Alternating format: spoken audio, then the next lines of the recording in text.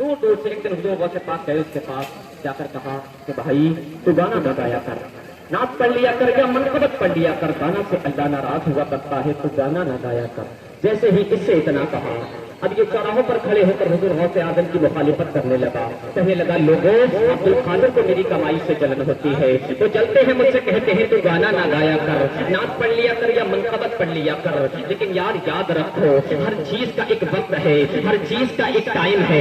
इसीलिए कहा करता हूँ, अक्सर मैं ये प्रोग्रामों में कहा करता हूँ, आज अल्लाह रब्बुल इज्जत ने वक्त दिया है तो अपने सरों पर टोपियां रखकर चला करो, अपने चेहरों पर तालियां रखकर चला करो, ताकि कोई देखे तो देखकर पूछने की जरूरत ना पड़े कि ये कौन है, बल्कि देखकर समझ जाए कि मदीने वाले मुस्तफा का गुलाम आ रहा है, देखकर समझ जाए। और कल जब हमारा जनाजा लेकर लोग चले तो किसी को बताने की जरूरत ना पड़े कि ये कौन है, कोई पूछे कि ये कौन है, तो बजाय इसके कि साथ चलने वाला बताए हमारा जनाजा हम लोग थे, अरे इसके बारे में पूछते हो, इसकी जिंदगी का मामूल तो ये रहा, जब तक ये हयात रहा कहता रहा तुम्हें जाना तुम्हें माना न रखा गैर से नाम, दुनिया से मुसलमान है।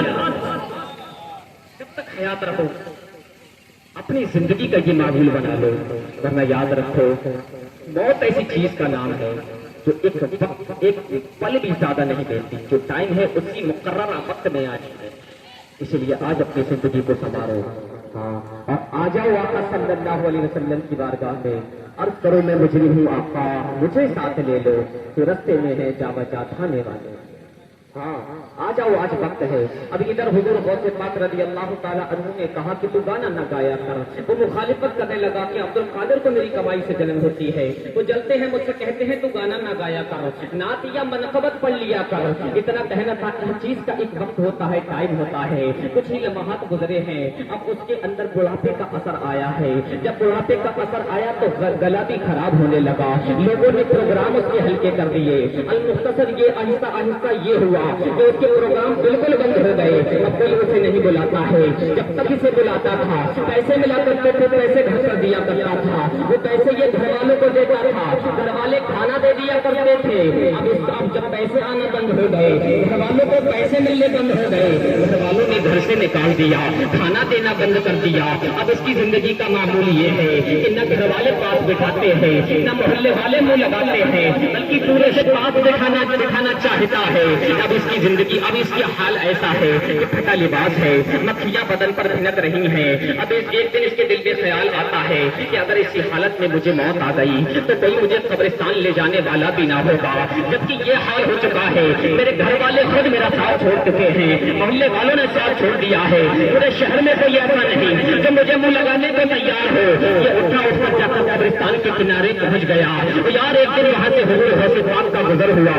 अब वो करीम इब्ने करीम जो ठहरे, अब आए जैसे ही आपकी नजर पड़ी है, नजर पड़ते ही पहचान लिया वही का भैया है जो चौराहे पर खड़े होकर मेरी मुखालिफत किया करता था। आप वहां से चले हैं, कुछ ना कहा, सीधे जाकर अपने हुजरे में पहुंचे हैं।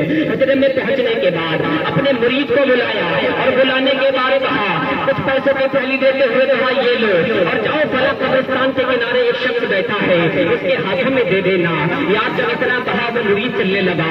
हुजूर गौसे आज़म ने तंबीह की कि ठहरो ठहरो, लेकिन मेरा नाम न बताना कि अब्दुल कादिर ने दिए हैं। अल्लाह अकबर, अगर आज हम अपनी जिंदगी का जायजा लें तो हमने अगर ज़कात बांटी तो कैमरे लगाकर, कितने बांटे तो कैमरे लगाकर, हमने अगर किसी गरीब कोई चादर भी दी है तो उसके लिए भी कैमरा लगाया है। और यार जरा हुजूर गौसे पाक की जिंदगी देखो, आप सोने के लिए शर्तियां भेज रहे हैं और कह रहे हैं मेरा नाम न बताना कि अब्दुल कादिर ने दिया है, वरना वो परेशान हो जाएगा, शर्मिंदा हो जाएगा।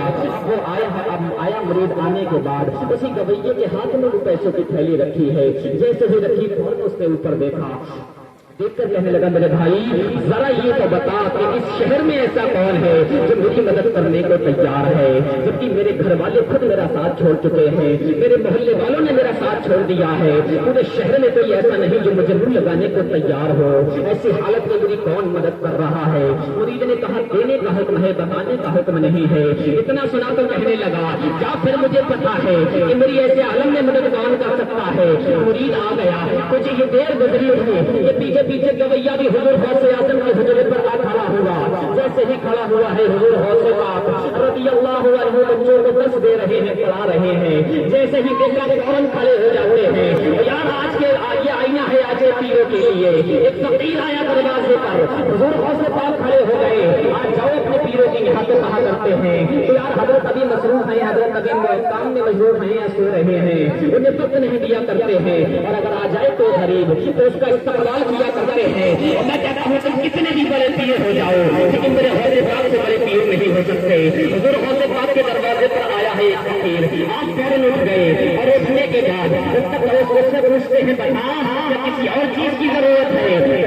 हुजूर अब किसी चीज की जरूरत नहीं है, अब बस इतना बता दीजिए जब मैं आलम जवानी में था तब आपने मुझसे कहा था गाना न गाया कर, गाना से अल्लाह नाराज हुआ करता है। हुजूर आपने कहा था तौबा कर ले अल्लाह राजी हो जाएगा। हुजूर अब बस इतना बता दीजिए कि आज तौबा करूंगा, मेरी आज भी तौबा कबूल हो सकती है। हुजूर गौसे पाक फरमाते हैं तो तौबा की हालत याद करता है तो बस हाथ बढ़ाना तेरा काम है, अब तुझे अल्लाह का वली बना देना। ये अल्लाह का जो जीलानी का